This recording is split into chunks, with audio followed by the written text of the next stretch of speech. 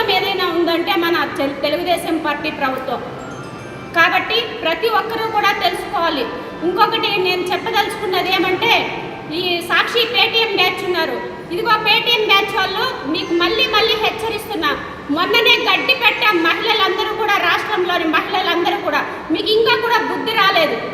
మీరు ఎందుకు చిన్నదానికి పెద్దదానికి ప్రతి పార్టీలకు ఎందుకు మీరు తీసుకొస్తారో అని చెప్పి మేము అడుగుతున్నాం. ఎక్కడో జరిగిన అనేక రకాలుగా భారతదేశంలో మొదటి స్థానంలో తీసుకోవాలని చెప్పి అందుకు జమ చేయడం అనేది ఇది ఒక అద్భుతమైన విషయం. అది చేస్తూ ఇంకా 2000 రూపాయలు కూడా ఆ పిల్లల విద్యాభివృద్ధి కోసం, పాఠశాలలో వాళ్ళకు కావాల్సిన అన్ని వసతుల కోసం